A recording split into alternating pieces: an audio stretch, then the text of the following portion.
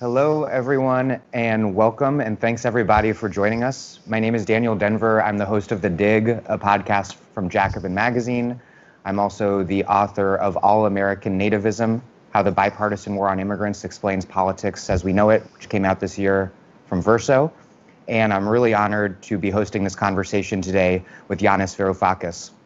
Yanis considers himself to be a politician by necessity rather than choice, which I think is an important distinction. He is an economist and academic by training, and currently a member of the Hellenic Parliament, Secretary General of the Mera 25, co-founder of DM 25, and of course, as everyone listening, watching, I'm sure knows, was the former finance minister of Greece. He's taught economics at the universities of East Anglia, Cambridge, and Sydney, as well as at the University of Texas at Austin. He's the author of a bunch of books, including Adults in the Room, and The Weak Suffer What They Must, and The Global Minotaur. Before we begin our program, I want to thank the organizers of this virtual event, Lannan Foundation and Haymarket Books. For the past 22 years, Lannan Foundation's Readings and Conversations series has featured inspired writers of fiction, nonfiction, and poetry, as well as cultural freedom advocates with a social, political, and environmental justice focus, and also I guess, podcasters like myself. Lannan is excited to offer these programs online to a global audience, and video and audio recordings of everything are available at their website, which is lannan.org, LANNAN.org. Haymarket Books is, as you also probably know, a radical, independent nonprofit book publisher based in Chicago. Haymarket's mission is to publish books that contribute to struggles for social and economic justice. And now, more than ever, it is really critical that we support independent publishers like Haymarket and independent bookstores and independent voices. There are 3 ways you can do that. First, buy books from Haymarket. Second, you can join the Haymarket Books Book Club. And third, if you are sitting there in a position to make a donation, no matter how small it is, by way of Venmo, there will be a card on the screen about how to do this right now. I believe as I'm speaking, it might be right below me, my face, or in the YouTube chat, actually. I think it's in the YouTube chat. If you can make a donation to Haymarket via Venmo, please do so. It goes a long way. This video will be recorded and shared afterwards on the Haymarket Books YouTube channel, and it will also be archived as part of the Lannan Foundation's Reading and Conversation series.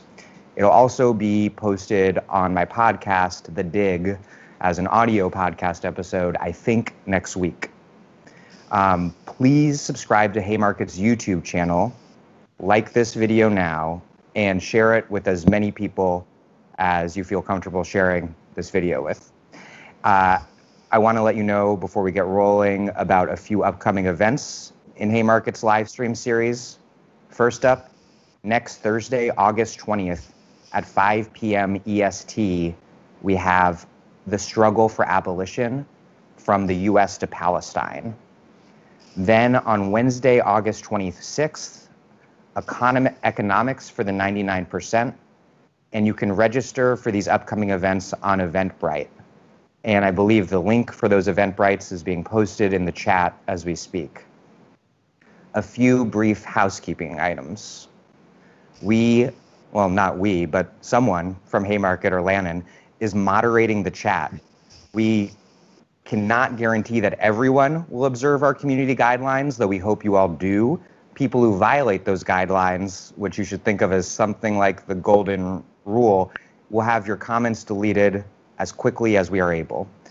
For those who want to follow the chat, we suggest that you use the top chat function rather than live chat.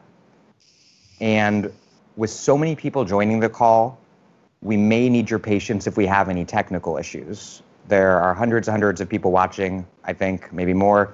If your stream gets choppy, it might help to reduce your image quality. And Haymarket will give instructions on how you do that in the chat. If our YouTube feed is interrupted for any reason, you may need to navigate back to the YouTube Haymarket Books page. And then the feed should resume there if there's any interruption.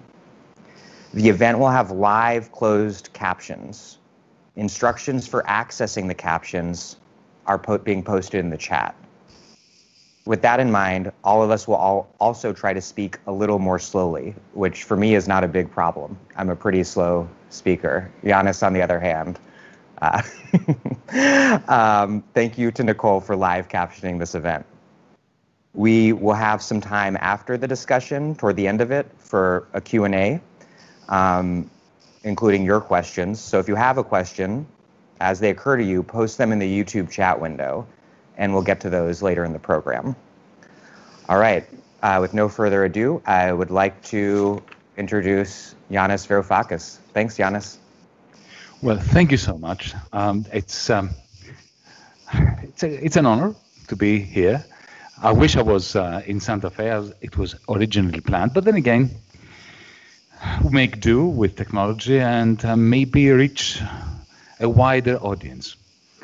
Let me begin with something that happened 2 days ago, because I think history is going to mark this event as quite extraordinary. 2 days ago, folks, something that has never happened before in the history of capitalism occurred. It happened on both sides of the Atlantic, and I'm sure that it happened in many countries in Asia as well, but I haven't looked at the hard data yet. Let's begin in Britain, in London. The news came out, quite horrific news, that the British economy had tanked. It suffered, according to official statistics, the worst slump in its history. More than 22% down compared to last year during the first 7 months of 2020. Remarkably, on the same day and after this horrific announcement was made, guess what happened at the London money markets, the London Stock Exchange? It rose magnificently by 2%. The so-called FTSE 100 index went up. On the same day, while most of you are in the United States, so you know what the climate, the political climate, the atmosphere in the States is these days, you know it better than I do. But from what I hear, you live in a country that is beginning to look like a failed state, not just a struck economy. And yet, on that same day, Wall Street, the S&P 500 index to be precise, hit an all-time historic record. When I noticed these two remarkable events, I just couldn't contain myself. So I tweeted the following. I said something like, financialized capitalism has decoupled from the capitalist economy. Financialized capitalism has decoupled from the capitalist economy, skyrocketing out of Earth's orbit and leaving behind it broken lives and dreams. And then I added, just as an explanatory comment, that as the United Kingdom sinks into the worst recession ever, and the United States edges towards failed state status, the FTSE 100 goes up by 2%, and the S&P 500 breaks an all-time record. Now, this phenomenon has been culminating, so to speak, percolating since 2008, but never has been seen in such stark colors and shapes and shades. You see, think about it. Before 2008, money markets also behaved in a manner that defied humanism. Do you remember, those of you who are old enough to remember, the pre-financial collapse of 2008 period, when news of mass firings of workers by General Motors, by General Electric, and so on, would routinely be followed by sharp rises in the share price of these companies, of the companies that were so-called letting workers go, as if they were concerned with their liberation from the shackles of employment. But at least back then, before 2008, there was a weird, inhumane, but nevertheless a logic, a capitalist logic, to the correlation between firings of workers, increases in unemployment in effect, and rises in share prices. The logic was this, that once speculators predicted a reduction in the company's wage bill, expenses on wages, they immediately assumed, or they believed, that it was a reasonable assumption that others would assume that this loss of personnel would lead to, a rise in profits, fewer wage costs, more left over for shareholders, at least in the short run. The mere belief that there were enough speculators out there, thinking that there were enough speculators out there who would form the expectation that enough financial power would enter the stock exchange to buy shares of companies that fired workers, that was enough to explain the phenomenon. An awful phenomenon, but one at least that did not defy logic, even capitalist logic. Compare and contrast to what's happening today. We're in the midst of this pandemic. Not one person in their right mind imagines that there are speculators out there who believe that there are enough speculators out there who believe that company profits in the United Kingdom or in the United States will rise anytime soon, that there will be enough left over for dividends, for shareholders. And yet, even though there is no such delusion, and no one believes that somebody else believes that, yet they buy shares of companies in the doldrums of the pandemic, as if they are hotcakes, with enthusiasm. Let me make this absolutely clear. It is spectacularly wrong to try to find any correlation, any logic that connects what is going on in the real world of wages, of profits, of output, of sales, and in the world of the money markets. So boys and girls, friends, members of the audience, there's no point in trying to find a link between what's going on in the real world and what is going on in the money markets. That is the decoupling, which is unique. It has never happened before in the history of capitalism.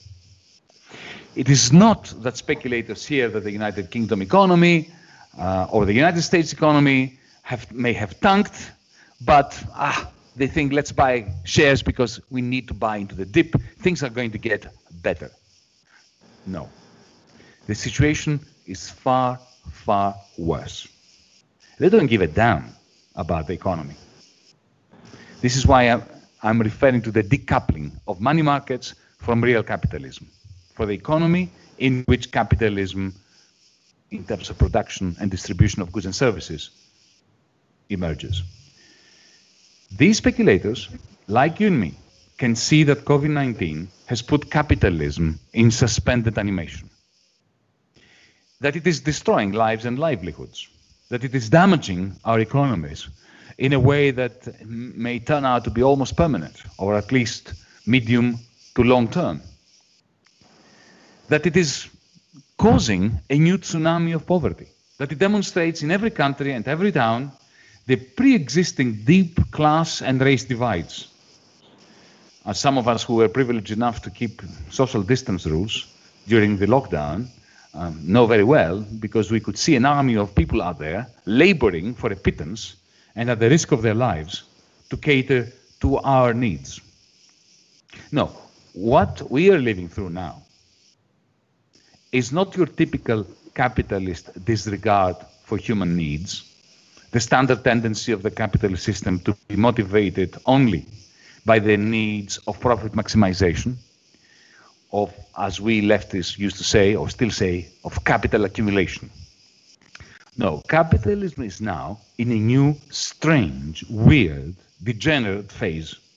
I call it socialism for the very, very few, courtesy of the central banks and governments catering to a tiny oligarchy, and stringent austerity, coupled with cruel competition in an environment of industrial and perhaps technologically advanced feudalism for almost everyone else.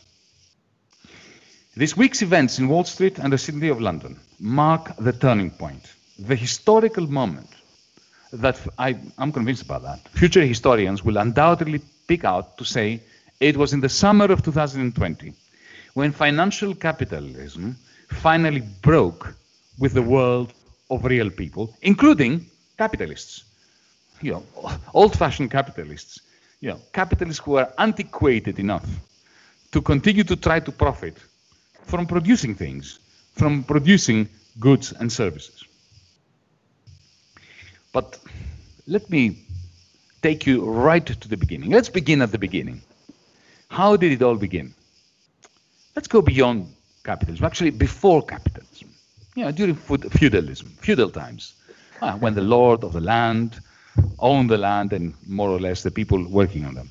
Back then, debt, owing money or lending money, appeared at the very end of the economic cycle, a mere reflection of the power to accumulate by the landed gentry, who had the authority, the power, to just siphon off or gather the surpluses. You see, you remember, under feudalism, production came first. So the peasants worked on the land, they planted, they harvested, that was production. This is the first thing that happened. Then you had distribution. How did it happen? How did distribution unfold? The sheriff, on behalf of the lord, would come over, and collect the share of the harvest that belonged to the lord. And that depended on the relative power of the feudal gentry over the peasants, the extent to which they feared that the peasants were going to revolt or not join their armies when they want to conquer more land in the surrounding areas or all the way to Palestine, whatever it was. So production was first, distribution came second. Debt came last, third. And it only emerged at the very last stage of the cycle when the lord, who had accumulated all the surplus and would sell most of it in local markets, would lend his money to debtors, often to the king himself, back in England. Now, what is phenomenal about capitalism is that it reversed the order. Once land had been commodified after the enclosures, when the peasants were thrown off the land in England and in Wales and in Scotland with the enclosures, immediately land became commodified because suddenly every acre of land was associated in terms of price with the price of the wool that would grow on the back of sheep that had placed the peasants on that acre of land. And labor was commodified because all those expelled peasants would knock on people's doors in the nearby towns and villages and say, I will do anything for a loaf of bread. That's the first labor market, the first labor supply. So once labor and land had been commodified, debt was necessary for the first time in human history before production began.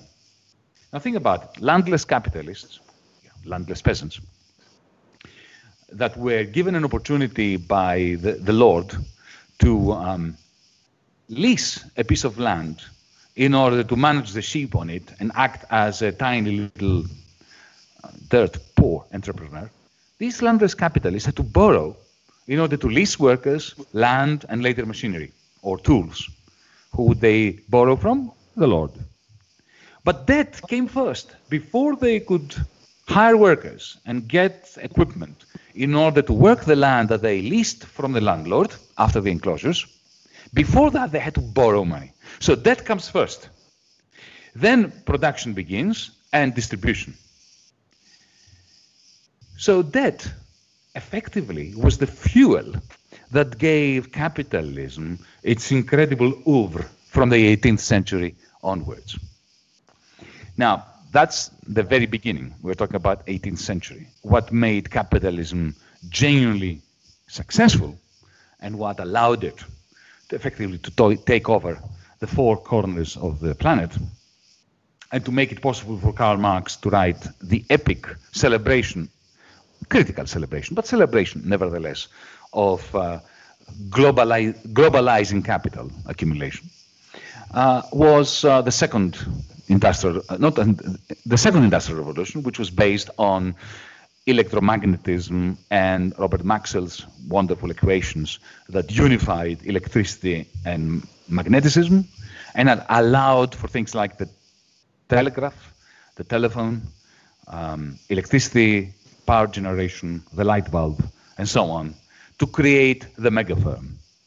Because when Edison created his conglomerate, that was the first time we had a networked firm, a firm that produced everything from the power plant generating the electricity all the way to the light bulb. That's a network. These mega firms, to be financed, required mega banks that would provide them with the money.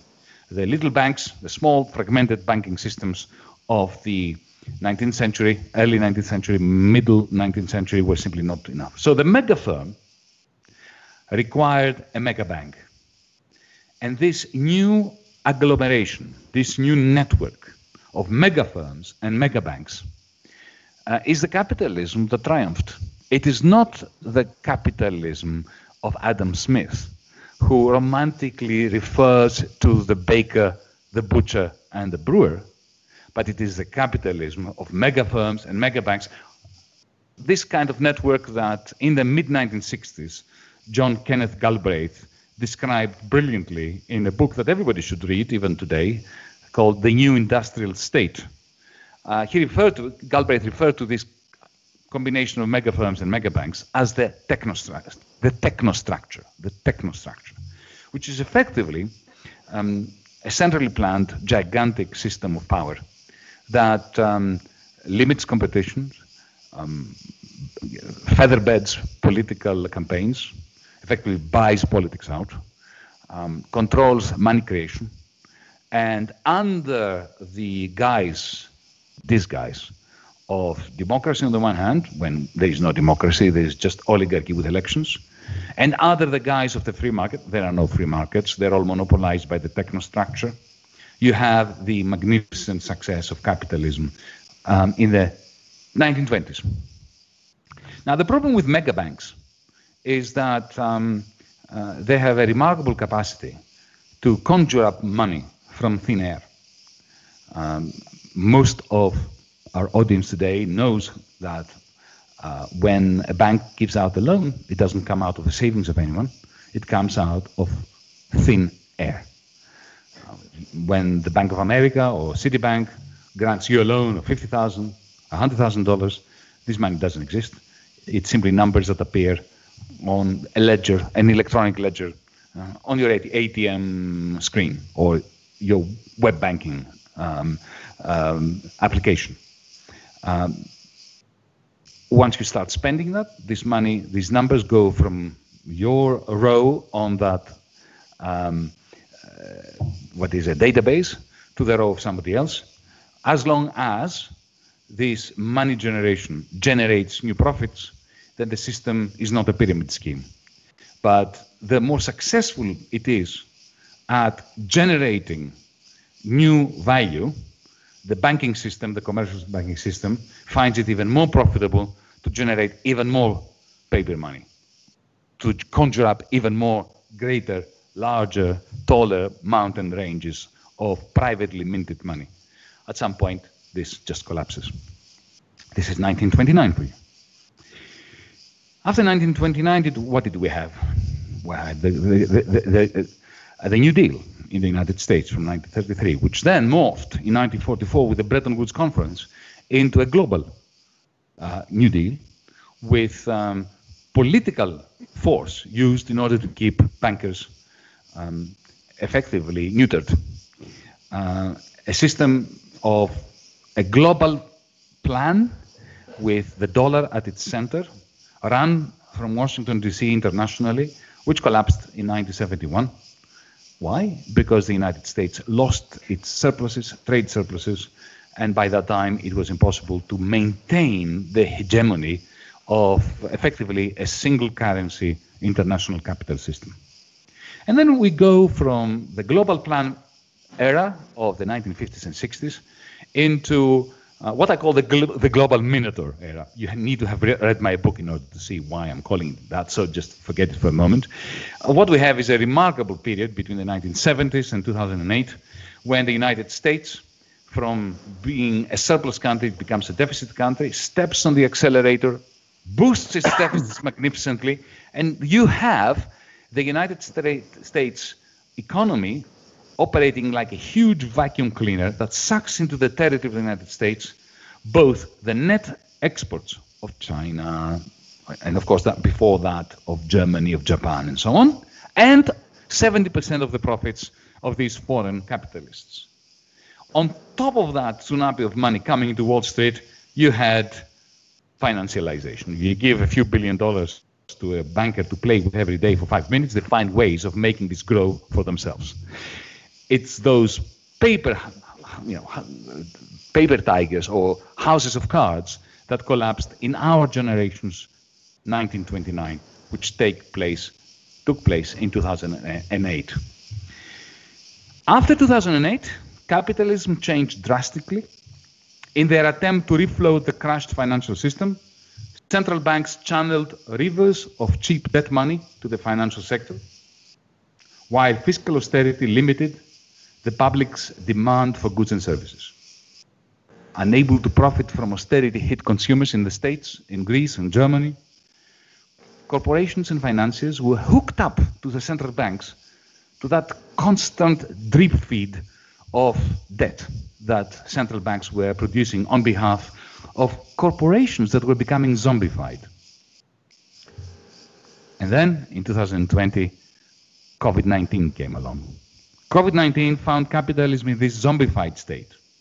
With consumption and production hit at once, governments must now replace all incomes to a gargantuan extent. The way things are going, the zombification of banks and corporations that we've been experiencing since 2008 will engulf the rest of the capitalist economy. The necessary condition for avoiding this is a massive restructuring of public and private debts, which of course our oligarchy regimes are going to fight tooth and nail against. So the point I want to leave you with, and with which maybe we can start the conversation, is that post-capitalism is already happening. My difference with fellow leftists is that I do not believe that there is any guarantee that what comes after capitalism is necessarily going to be a good thing. It could prove very dystopic. Can we imagine conditions that may prove sufficient for post-capitalism to be good? Allow me to finish with a speculative and controversial statement. That will only happen. Markets can only begin to function in the public interest if, on the one hand, we terminate share markets, terminate them, not regulate them, terminate share markets, and terminate, not regulate, terminate labor markets, while at the same time we terminate commercial banking and having the Fed or the ECB or the Bank of England, central banks, granting everyone a digital account with a central bank. Wow. Thank you for that incredibly rapid-fire trip from feudalism to our present dystopic moment. And I want to start with the present dystopic moment and the current degenerate state of capitalism, which is somehow just far more degenerate than the last time we spoke a few years ago in New York. Because in fact, we cannot even be together in person today in Santa Fe as planned because things have gotten so profoundly dystopic. So to start, and you referenced this tweet, and I have the text of it here. You wrote, financial capitalism is decoupled from the capitalist economy, skyrocketing out of Earth's orbit, leaving behind it broken lives and dreams. As the UK sinks into the worst recession ever, and US edges towards failed state status, the FTSE 100 goes up 2%, and the S&P 500 breaks all-time record. How does a materialist analysis account for this? Is this the inevitable trajectory of finance within capitalism, or does it have to do with the function of finance and the role of finance within this very particular political economic conjuncture? Oh, my analysis is 100% materialist, except that capitalism deals not in material goods anymore. It always has dealt, in fictitious capital. That has been its power. That's why, you see, I made the point that when we shifted from feudalism to capitalism, that was no longer a repercussion of social relations of production and distribution, but became a prerequisite. What really unleashed huge productive powers, from the steam engine-driven textile factories to today's Apple and Google, has been this reversal, that comes first. In another book that I wrote addressing my daughter, it's called Talking to My Daughter About the Economy, I try to explain it as follows. It is as if the banker, operating on behalf of the capitalist, pushes his hand, I'm going to use his, not his or hers, his hand through a membrane which divides the present from the future, his hand reaches into the future, grabs value that has not been created yet, brings it into the present, and lends it to capitalists to invest into technologies, machines, robots, and so on, to produce this value and return it to the future. And this has been incredibly progressive and created remarkable new wealth as well as new forms of depravity. This has been the triumph of capitalism over the last 200 years. But the tragedy here is, and this is a bit like a Shakespearean tragedy or an ancient Greek Sophocles-like tragedy, that the more successful it is, the greater the incentive of the banker to keep reaching into the future for more value to bring to the present, when the present at some point runs out of a capacity to convert it into value and therefore to repay the future. And that's when a crisis happens. And when the crisis happens, the state steps in and bails out the bankers. If it doesn't bail out the bankers as in 1929 under President Hoover, the whole thing collapses until something is done. The only difference with 2008, between 1929 and 2008, is that in 2008 they didn't make the same mistake. They bailed out the bankers, which is not a good thing. They should have bailed out the banks, but not the bankers. But that's politics. The fact is that they bailed out the bankers. And then what's the difference between 2020 then and 2008 and 1929? If this is a more qualitatively unique decoupling, why, if this is an inherent contradiction in capitalism between finance and the real economy, what's happening now that you think is different? You see, I'm one of the few people who think that 2020 is not that significant. I think the significant dates for capitalism were 1929 and 2008. In 2008, we had the bailing out of the banks, which effectively what it did was it zombified the banks. They were neither dead nor alive. They were drip-fed by public money. Okay. And what happened was that this zombification of the banks between 2008 and 2020 led to the zombification of the whole of corporate capitalism. And let me give you an example, because I like to speak in practical terms, right? Go back to 2009, April 2009. Barack Obama is in the White House. The first G20 meeting happens when the central bankers of the world gather together and they decide to act to save bankers around the world. And they did this magnificently. The Fed, Bank of England, Bank of Japan, the Swiss National Bank, the Central Bank of Sweden, the European Central Bank, they all pumped money and gave it to the bankers, and they refloated them. At the same time, they practiced austerity on the many, including Barack Obama, because Obama's so-called stimulus program was not a stimulus program in the end. There were, hundreds of billions supposedly, but if you add the austerity of the states, the state budgets were shrinking. If you look at both federal governments, the federal government's budget and the state's government, you add up together, in the United States you had a small amount of austerity. In Europe you had a huge amount of austerity. So what does this mean? It means, imagine you're a banker. You've received all these billions, or trillions for that matter, from the central banks. And the worst nightmare of a banker is to have money that you can't lend, right? Not being able to lend the money that you have. This is the nightmare of a banker. So you look around, and you look at the little people, and you say, I'm not giving them money because they are suffering austerity. They won't be able to repay me. So I'll give it to the corporations, to Apple, to Google, to Volkswagen, to General Electric, to Alstom, and so on. Now, the board of directors of these large corporations look out there to the little people, and they think the same. What's the point of investing in new jobs and new production lines and new products when the little people out there won't be able to buy the stuff. So what do? They say, okay, when they get a telephone call from Deutsche Bank or from Citibank or from JP Morgan, and the banker says, I've got oodles of money for you. Do you want to borrow it? You say, yeah, okay, give it to me. It's cheap money. It's free money. It was coming at 0 interest rates. So why say no to it? And what do you do with it? You do not invest in good quality jobs, in green technologies, in hiring people. You take the money and you go to Wall Street and you buy back the shares of your own company. Because that way, the share price goes up. Your bonus as a member of the board of directors, CEO, whatever, of the company is linked to the share price. So you're doing really very well. Why invest?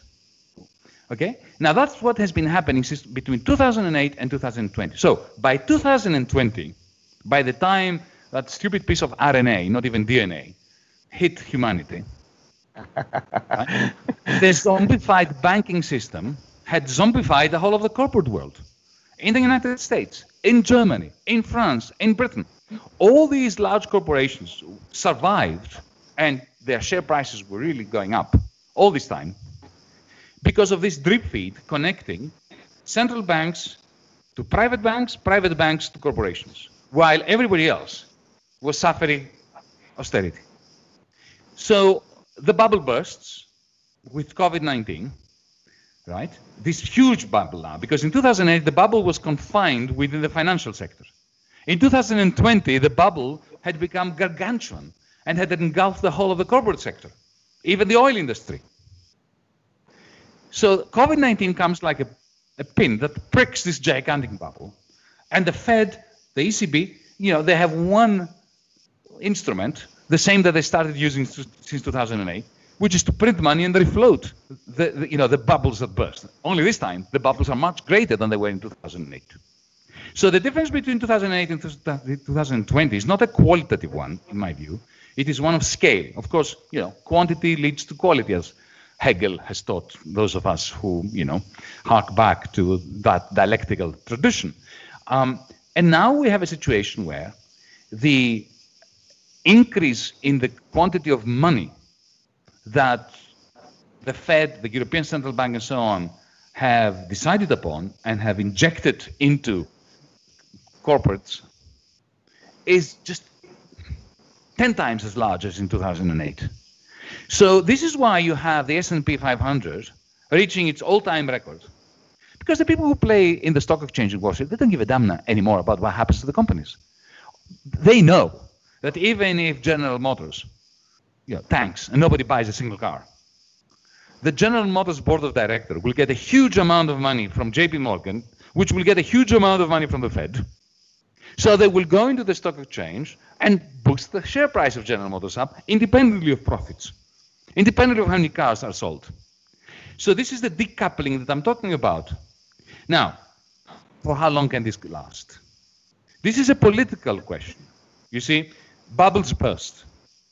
But how long does it take before they burst? John Maynard Keynes had a fantastic expression. He once said that the market can stay rational longer than I can stay solvent. So, this bubble can continue for another 5 years, 10 years, 20 years, who knows? But it is the politics that matters. Because as this bubble is constantly being refloated, and the decoupling of financial markets from the real world continues, the inequality becomes just unbearable. You have people now in the United States, people in Britain, people in Greece, people in Germany, who simply, they used to be 2 paychecks away from penury. Now they're well immersed in penury. While the good people in Wall Street, they are thinking of what they're going to do with their huge profits. At some point, the politics will break. Something will give. And it is in my estimation that it will be the politics. Now, the politics can give in 2 ways. One is a massive boost of what I call the Nationalist International, or the Neo-Fascist International, led by Donald Trump, but also with Bolsonaro, Modi, the ultra-right in Europe. Or it will have to lead to a progressive movement, which does not exist yet. Some of us are trying to put it together. You may have heard of the Progressive International, that some of us are trying to turn into a real worldwide movement. Either something like that is going to create a genuine Green New Deal for the world, not simply in terms of financing the green transition and good quality jobs and a shift of wealth from the global north to the global south. All these things are essential, but I don't think they are any longer sufficient. We need to become even more ambitious and talk about post-capitalism.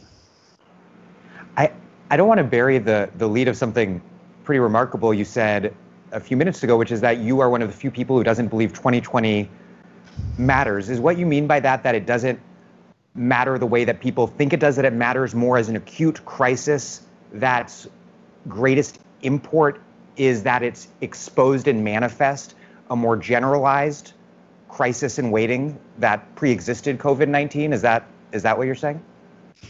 Yes, I think, look, I'm not saying that 2020 does not matter.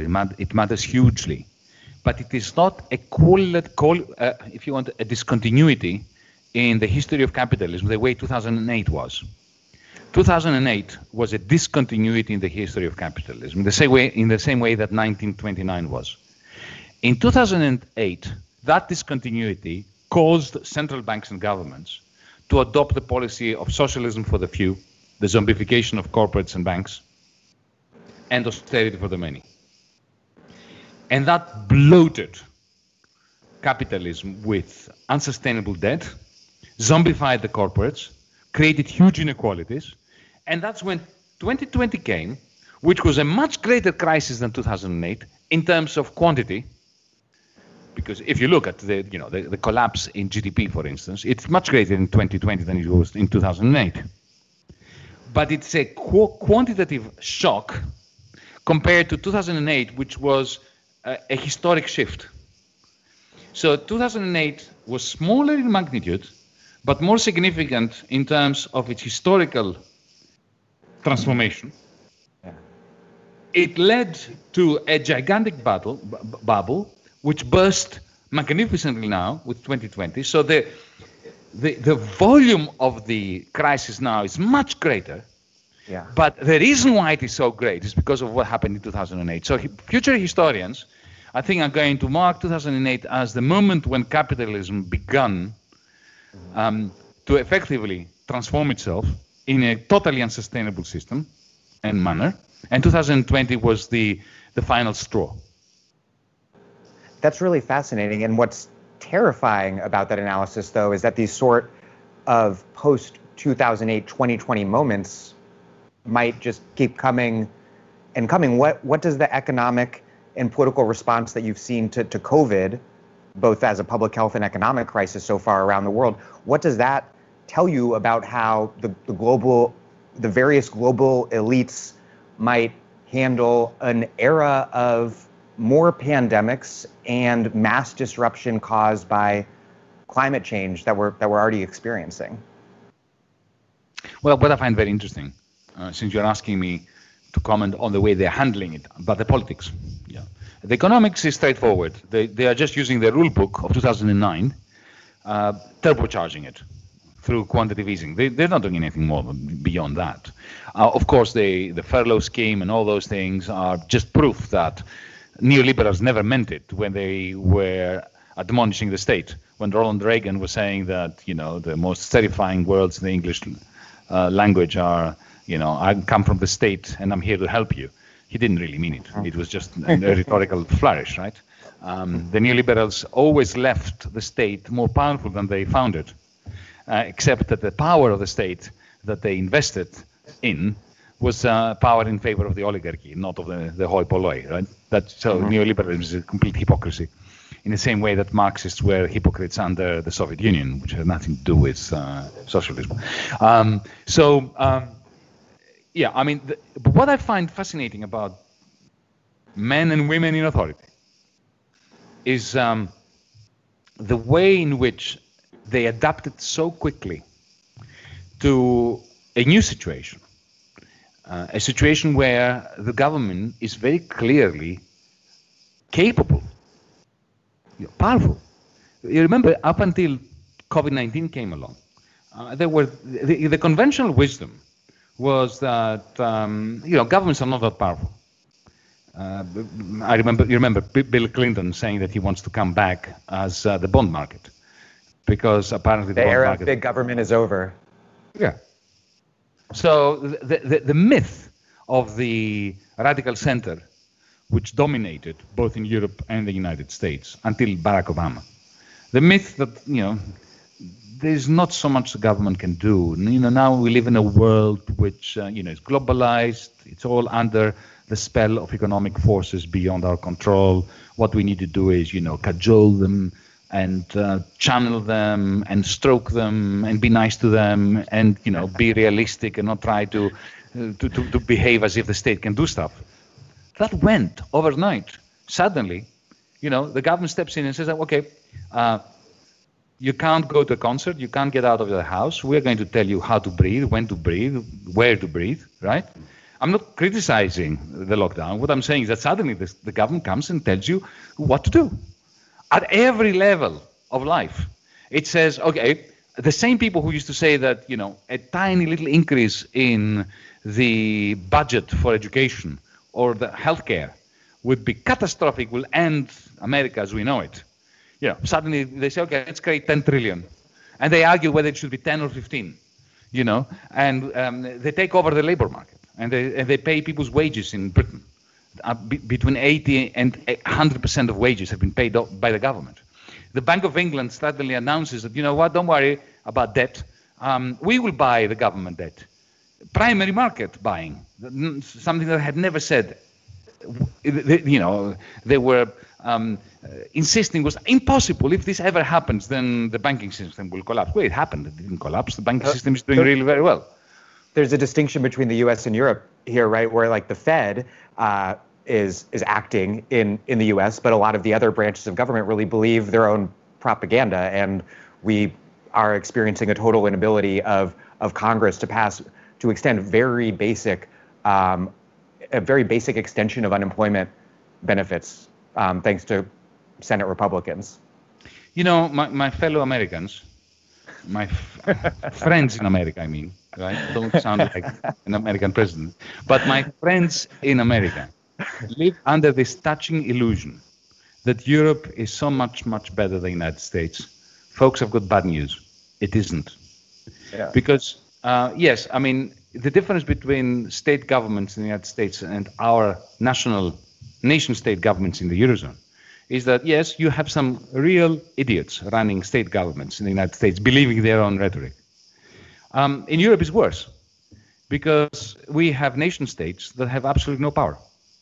I live in a colony of the European Central Bank. It doesn't matter who is the Prime Minister of Greece. They don't have access to monetary policy. They don't have access to fiscal policy. They don't even have access to health policy. We have had, after 10 years of stringent austerity, we've lost 25% of doctors in the last 10 years through immigration. In the last 2 years, 50% of our medical school graduates are leaving the country. Now, think about that. For a country like Greece, that puts all this money into educating doctors, who then immediately go to Canada, Germany, New Zealand, and they serve the public health service or the private health service there. Imagine the waste of human capital by the Greek state, and there's nothing the Greek state can do to hire a few more doctors here. As a party leader, I go from hospital to hospital, and they are totally depleted. They are, the usual heroes and heroines doing remarkable work. Some of them haven't been home for 3 or 4 days and nights because there isn't enough staff. And the Greek government cannot hire anyone.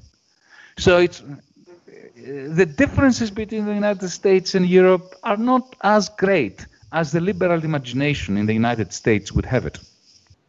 The escapist liberal imagination here is vast. The recurrent pledges amongst the affluent liberal elite to move to Canada if X, Y, or Z happens. But let's talk about Europe. Specifically, the 750 billion euro post-pandemic EU recovery fund, which you've been writing a lot about recently. and Northern European governments hate it, which might lead one to conclude that it's a good thing. This crossing of what seemed to be such a red line around the mutualization of European debt seems significant and hopeful to a lot of people, but not to you. Even though, as you write, it is, quote, the first time EU leaders seem to have acknowledged the indispensability of a common debt as the glue of any monetary union. But you're deeply skeptical. Why don't you see this as a turning point towards a true fiscal union, and instead see it as the next step towards the obliteration of the EU? Okay, allow me to answer by recasting this agreement, EU agreement, in US terms. Imagine you lived in the United States, in which there was no federal government, no federal treasury, but there was a Fed, which was not allowed to bail out Arizona or Missouri, right? Or the banks of Arizona, for that matter. Imagine further that, in 2008, the great state of Nevada, which is more or less the same size as Ireland in terms of population, also a state based on low corporate taxation, on a lot of the construction, right?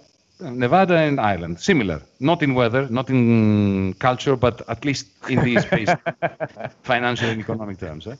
Imagine if the great state of Nevada, when everything collapsed in 2008, when real estate went to the dogs, when banks went to the dogs. Imagine if the governor of Nevada had to borrow in the international markets to bail out the banks of Nevada and to pay for the unemployment benefits of the construction workers in Las Vegas and wherever it is that they are building stuff.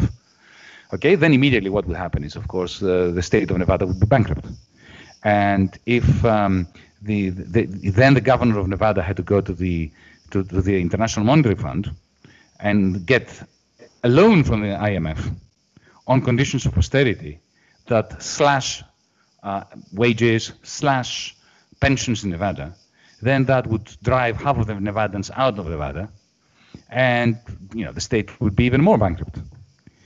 Okay, this is what happened between 2010 and 2020 in Europe.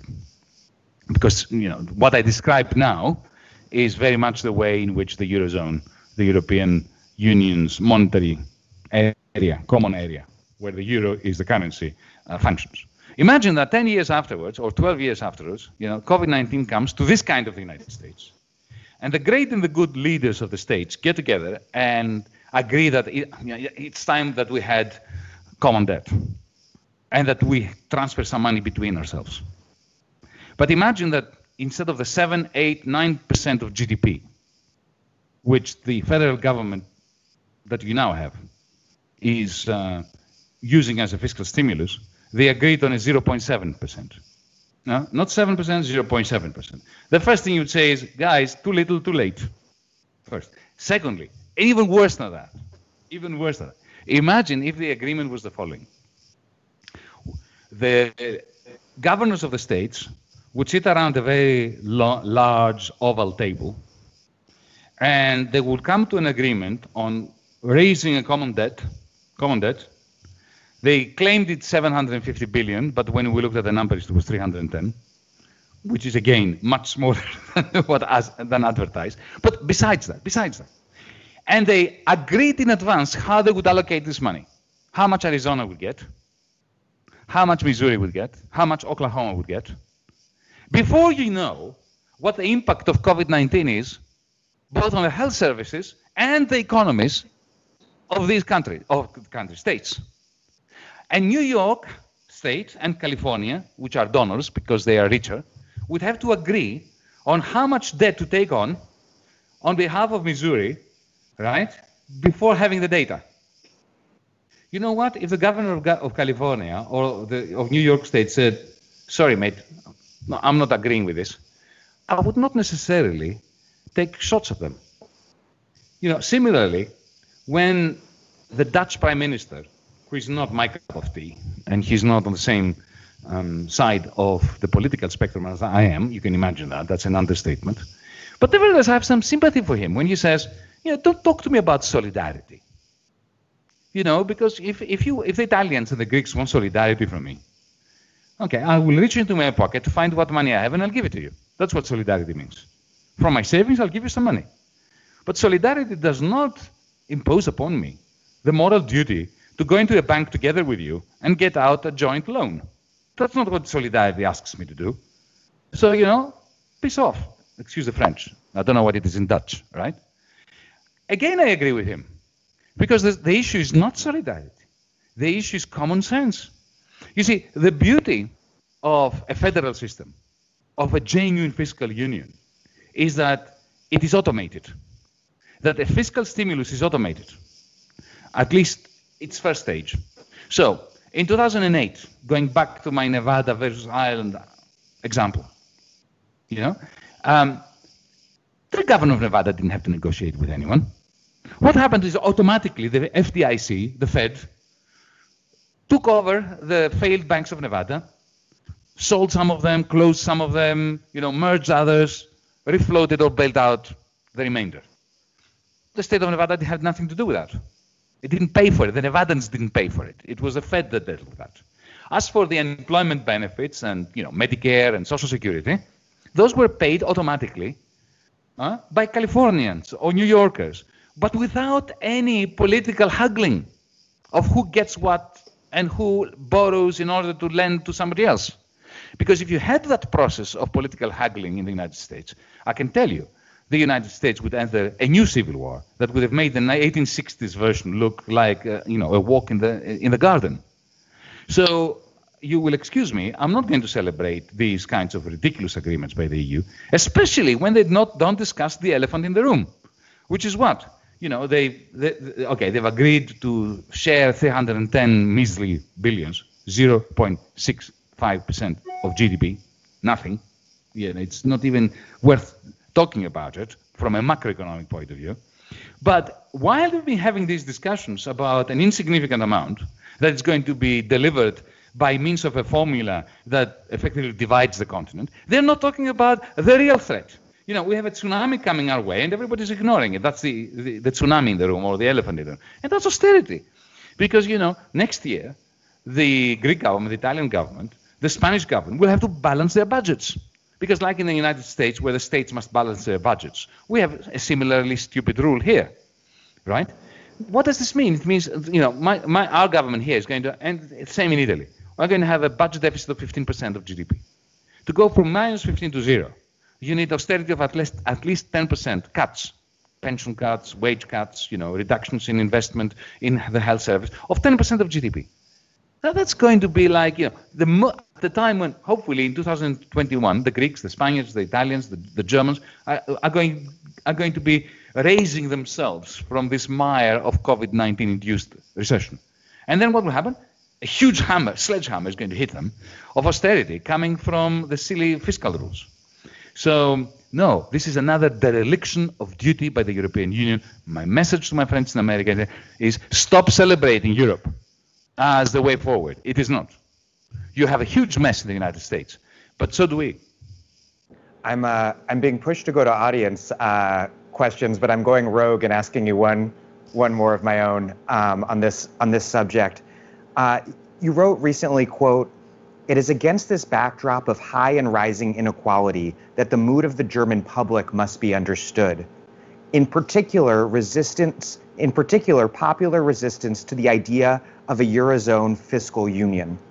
German workers, who are increasingly struggling to make ends meet, understandably refuse to endorse the idea of huge amounts of money being constantly channeled to citizens of other countries."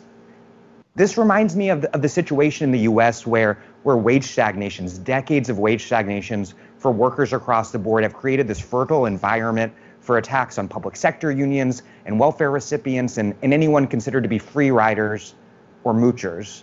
So my question is, before we move on to audience questions, how can the left confront this by linking up international redistributionist politics in the European context to domestic, internal redistributionist politics so that workers in one European country aren't pitted against workers in the other? Because that's currently quite the opposite of the way that things are functioning when neoliberalism runs into nationalism?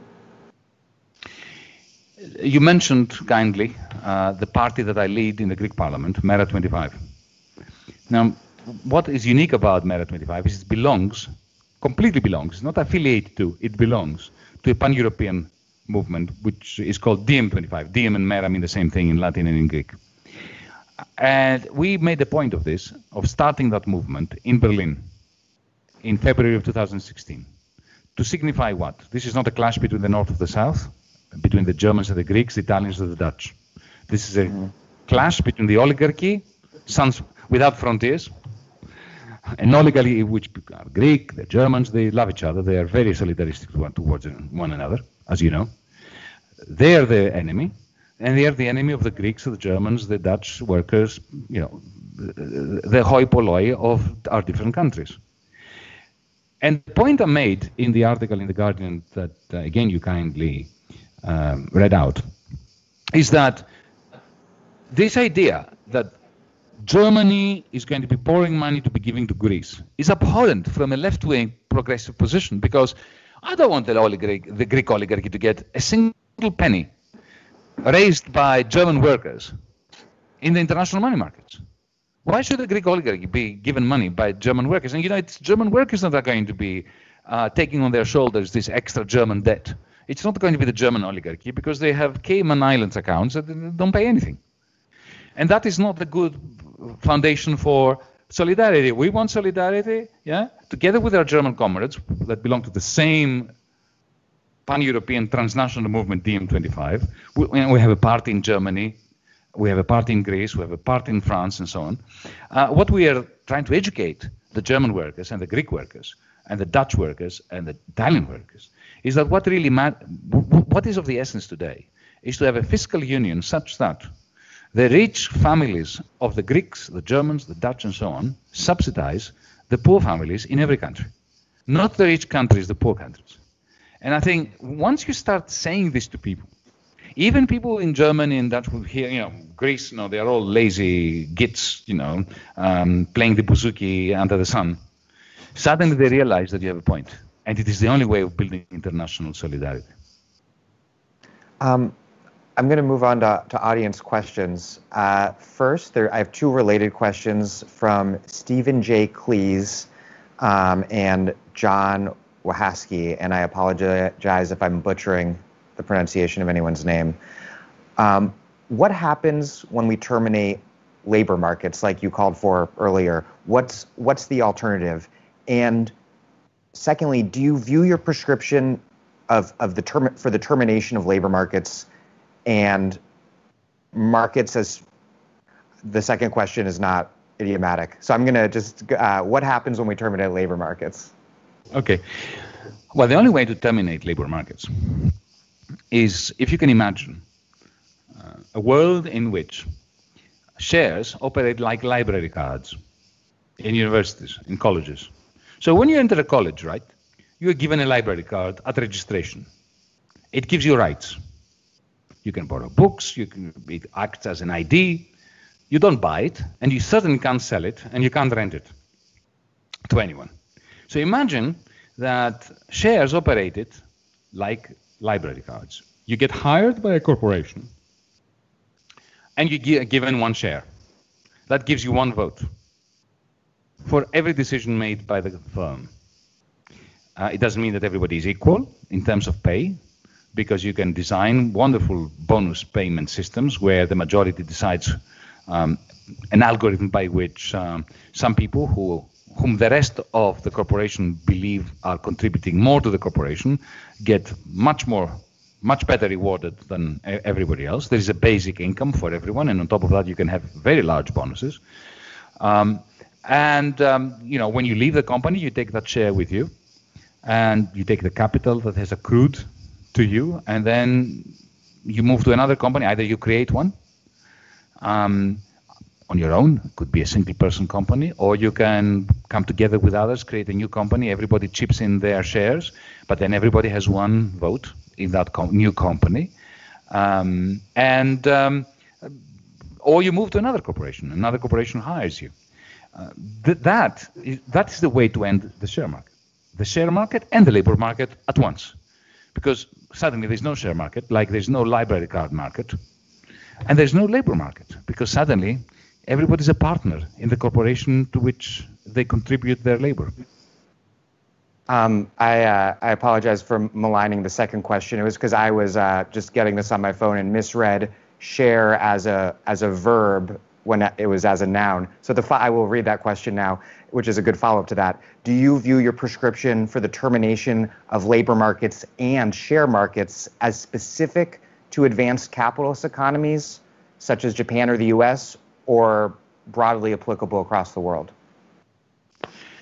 I think it's broadly applicable to the whole world, but the way that it will be applied will have to cater for different social conventions. By the way, it's not in order to improve capitalism, it's in order to transcend capitalism, because capitalism is not defined by markets. Every society in the history of the world had markets. What makes capitalism capitalism is the commodification of labor. The fact that there is a labor market and the fact that there is a capital market. That is what differentiates capitalism from feudalism, from slave ownership, and so on. And it is what is going to differentiate it from post-capitalism, the world in which I just very, very briefly described. But I've been doing a lot of thinking about this over the last couple of years, what I call post-capitalism. The world that I'm describing doesn't have a labor market in it. It has labor. It has markets. It doesn't have labor markets. From Mark Forlenza, and this is a spicy one, does modern monetary theory extend the size and life of the bubble, or does it help control the damage caused by its bursting? Well, MMT is a theory. It's not a policy, which means that it depends on how you use it. It's like an instrument. How you use an instrument is going to determine the result. It is a very useful instrument for the United States. Effectively, what it says is that money is created. It acknowledges that money is created out of thin air, which is fine. Don't panic about it. Overcome the delusion that money should be a commodity like gold or stones or salt or a string of zeros and ones as in Bitcoin. It's fine that we conjure up money. The question is, how do we use the money that we conjure up?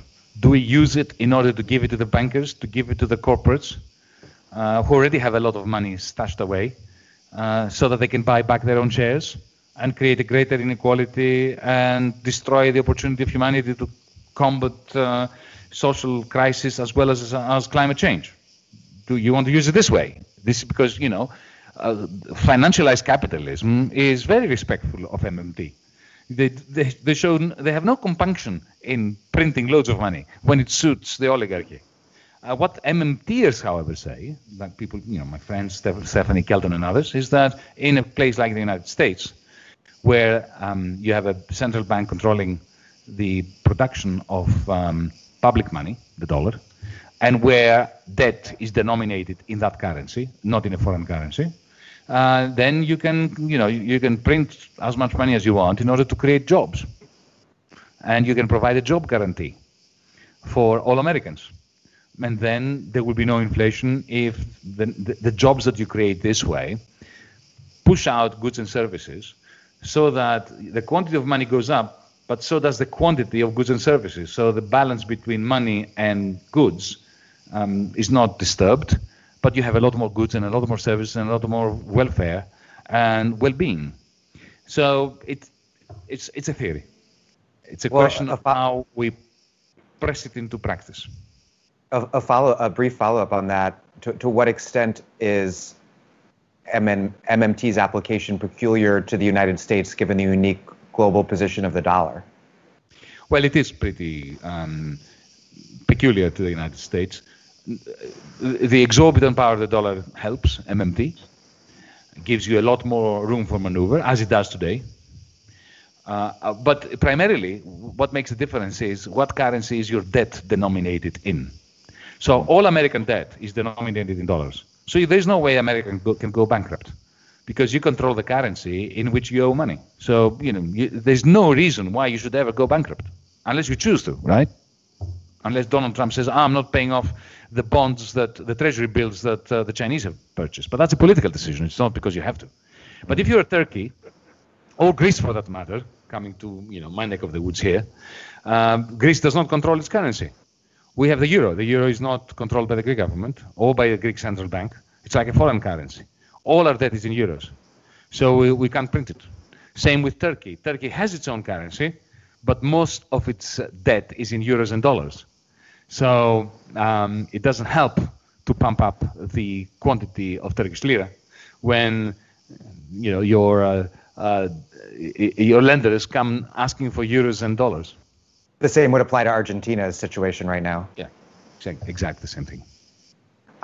This is from Music123. Okay, Music123. If private property and commodification of land are the root of the debt problem, which is important in the context of U.S. colonialism, by which I think they're referring to settler colonialism in the U.S., how does our relationship to land have to change post-capitalism? That's a very difficult and good question. Here's a very quick and dirty answer. How about every county splitting the land between two zones? One is a commercial zone and another is a social zone. You use, on a democratic basis, you make decisions about how you're going to utilize the commercial zone in order to create rents, which you then invest into a social zone. The whole land remains public, but the use of land, the tenure, is granted in both the commercial zone to those who can afford it, and for free within the social zone. So this is an example of how you could democratize land, because unless we do, we are allowing the worst kind of monopoly that even liberals disdained over decades and centuries, to maintain a grip over the distribution of wealth. Here is the last question, which comes from Ian Soroka, and again, apologies to everyone whose name I'm likely butchering. Without power, we cannot institute economic policy. That seems true to me. Can you speak to the immediate historical horizon where our political choices in the U.S. do not reflect the developing struggles in the street? And just to ad-lib, to expand on this question, where we are going to shortly, ostensibly be seeing presidential debates between Joe Biden and Donald Trump during a period the same year where we've seen the largest mass protests in U.S. history demanding a very different sort of direction for the country. Well, in the same way that the financial sector is decoupled from capitalism, democratic politics, dominant establishment democratic politics, have decoupled from social movements, from the public's perception of what's going on. The presidential debates that you're going to be facing soon are going to be soul-destroying. Here you have Joe Biden, who has never failed to be on the wrong side of important decisions over the last decades. Financialization, war, rejection of Medicare for all. Every single important debate where public opinion has shifted markedly in the United States, Joe Biden has been on the wrong side of. And he is the only hope. And he's the only hope against the misanthrope residing in the White House. One can only despair. But look, allow me to look at the hegemon from a tiny little colony of the West called Greece. We had a little revolution in 2015 when we won government against the oligarchy. That was snuffed out within 5 months. And those of us who were absolutely amazed to find on the 5th of July 2015 that the people of Greece gave us a 62% support for the radical alternative, and which of course were overthrown overnight by the prime minister then, forcing me to resign and others. Suddenly we found ourselves from the top of the mountain again into the troughs of hell. But we didn't despair. We despaired for a few minutes, a few days, and then we started a new party and started from zero again, because every generation is condemned to fight the same struggle again and again and again. And in the end, we have to take courage from the fact that it is the struggle that gives us strength, and which is actually fun, not the capitulation. Well, thank you so much for all of that, Yanis. This has been a really great conversation, and thank you for making time to share your perspective on everything. And thanks so much to everyone who's been watching or who's listening later on my podcast. Before we close, I want to do a few reminders. First, if you're in a position to make a donation, no matter how small, to Haymarket, it would be very appreciated. So look in the chat for that info. Please visit lannan.org, LANNAN.org, to watch and listen to other talks that are, maybe not as great as this one, but pretty excellent. And please register for the following events, which I'm sure will be excellent. Thursday, August 20th, 5 p.m. EST, The Struggle for Abolition from the U.S. to Palestine. Wednesday, August 26th, Economics for the 99%. Thank you again to Nicole for live captioning this event. Thank you to the Lannan Foundation and Haymarket Books for putting together this live stream and the whole discussion. And thank you to everyone who tuned in. And again, Yanis, thank you very much. Thank you. It was good. I mean, the last time we met was in person. The result is a great discussion. This one too. I hope the next time we are again in person with a proper audience. Not that our audience now is not proper, but I can't see them. I can't see you folks. I wish I could. Without this kind of socialization, especially those of us on the left, are left bereft. Thank you. More socializing for socialists. We need it.